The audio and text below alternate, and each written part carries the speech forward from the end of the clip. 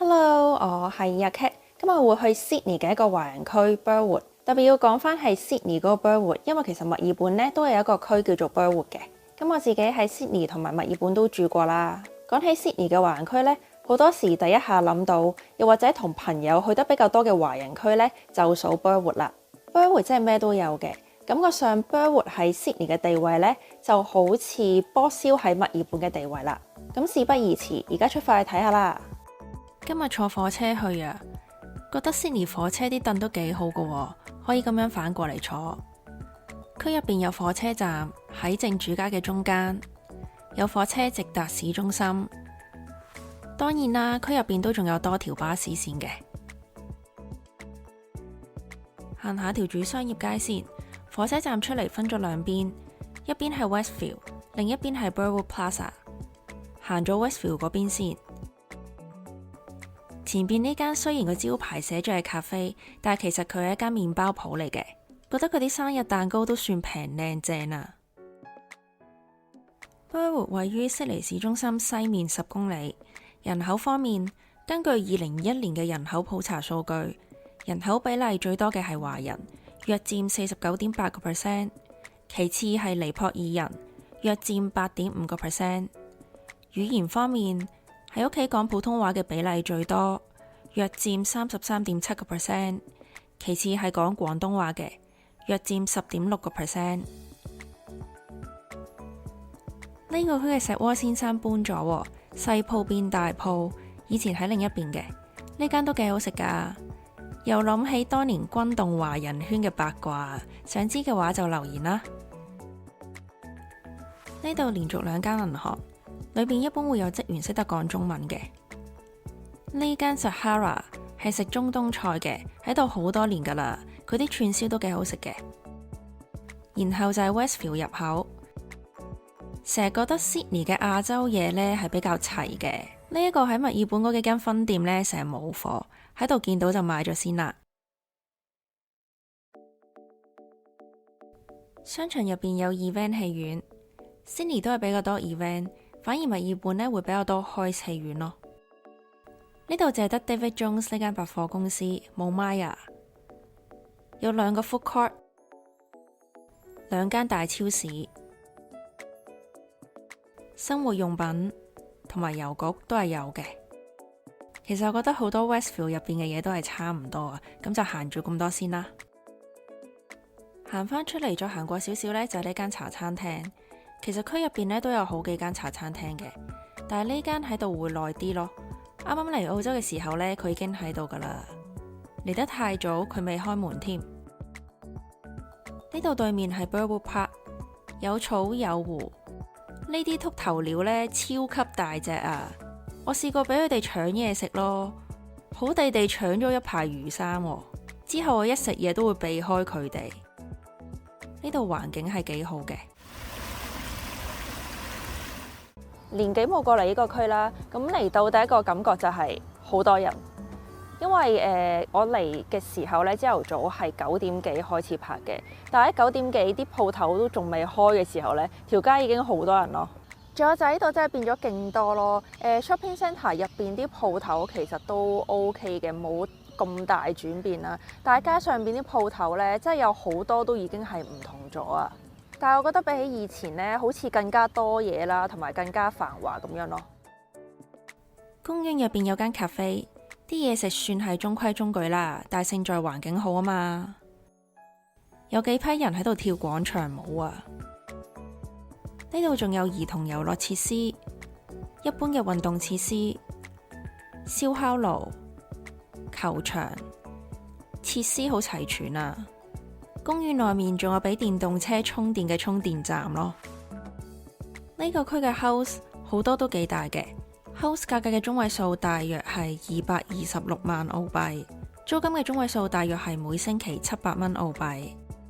呢啲就係呢個區嘅公寓啦，有新有舊。公寓價格嘅中位數大約係84萬8千澳幣，租金嘅中位數大約係每星期510蚊澳幣。呢幾座真係睇住你起啊！行返去火車站嘅另一邊，呢個台式雞扒好食啊，推介。Bingley 嘅電子產品其實都幾抵嘅。Sydney 有好多分店，可惜墨爾本呢就冇乜分店啦。呢度係 Burwood 唐人街。住喺呢個區嘅朋友同我講呢個唐人街比 Sydney 市中心嗰個仲旺咯。外面係一排食店，仲有周杰倫奶茶，裏面有曾幾何時嘅網紅椰奶。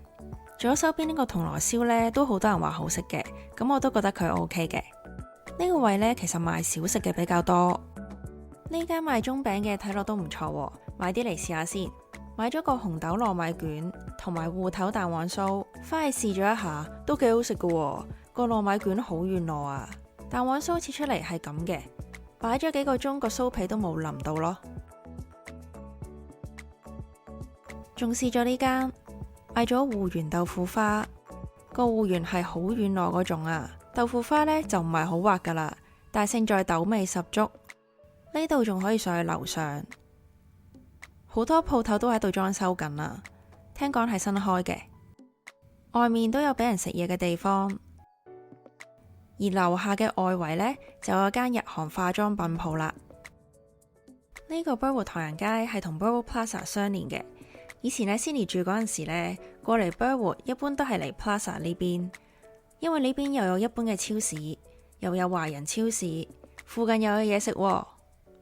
呢層有 Daiso、診所同埋藥房，樓上有通利華人超市，係連鎖嘅，好幾個 Sydney 嘅華人區都有分店。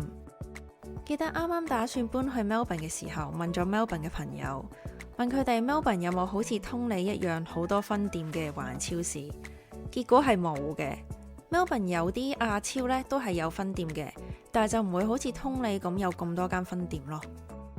其實買亞洲嘅產品呢 Sydney 係會比墨爾本平少少咁多嘅，一直都係噶啦。咁而且種類呢都會比較多，所以我一般呢都會買少少返去嘅。呢個網絡都唔錯喎，買返去試下先。連住 Burwood Plaza 嘅仲有 Emerald Square， 又係有好多餐廳。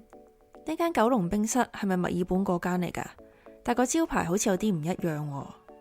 呢度嘅對面勁多人，係一間診所嚟嘅。以前我都係嚟呢間診所度睇醫生嘅。上去睇下先。呢度有間自助火鍋、日本燒肉，仲有間 K 房，仲有間酒樓啊。以前間中呢都會過嚟呢度飲茶嘅。樓下都有食肆，呢間我以前會特登過嚟飲湯咯。而呢間啲嘢都唔錯嘅。好，行返出嚟先，繼續行。呢邊有中醫，仲有好多餐廳，但其實我平時比較少喺呢邊食嘢咯。除咗呢間茶家，呢間真係可以算係平民食堂啊。堂食唔係 food court 喎，12、13蚊就有交易，真係算係抗通脹啦啩。午餐就食呢間啦。呢度係食台灣嘢嘅，有小食，有飯，又有麵。一般嘅鹽酥雞啊、牛肉麵都係有嘅。嗌咗個細嘅滷肉雞絲飯，8個半咋。呢度嘅招牌係盆栽奶茶，嗌咗個香芋味咯。上面係奶蓋同埋 Oreo 餅碎，我次次嚟都會飲㗎。行返出嚟，呢邊附近有幾間西餐嘅。學校方面，區入邊都有幾間中小學同埋幼稚園嘅。呢間 Burwood Public School 係公立男女小學。喺2020年嘅評分100分入邊係評到98分嘅。小學嘅隔籬呢，就係區入邊嘅公立圖書館。而家就係放學時間啊，好多小朋友喺度放學。發現呢度啲學生呢，都係講緊唔同嘅語言咯，聽到普通話、韓文、英文、廣東話同埋印度文等等嘅。幼稚園有呢間 Montessori Academy， 環境望落去都唔錯嘅。畫面一轉嚟到 MLC School， 係一間私立女校，幼稚園到中小學一條龍。呢座校舍呢，仲係國家級嘅文物建築嚟噶。咁當然啦，校區係唔止一座建築嘅。呢個游泳池啦，前面嘅大樓同埋幾個大球場呢，都係屬於呢間學校嘅。講起古建築，呢個區係一個好歷史悠久嘅區嚟嘅，所以有好多文物級嘅建築。喺1872年聖 Paul's Anglican Church 就開始啟用㗎喇。而喺1999年，呢座教堂呢就被列入咗新南威爾士州嘅遺產名錄入邊。呢個係 The Priory， 喺1877年建成，以前係一座豪宅，真係好似幅畫咁靚啊！仲有喺火車站隔籬嘅舊郵局，係喺1892年建成嘅。以上嘅建築都係被列入咗新南威爾士州嘅遺產名錄入邊。區入邊除咗州份等級嘅歷史建築，仲有以下已經被列入咗國家級遺產名錄入邊嘅建築。呢一個係 The Gayton， 喺1889年建成，亦都係住宅。而呢個喺 The Gayton 附近叫做 Dolly， 喺1891年建成，當時亦都係住宅嚟嘅。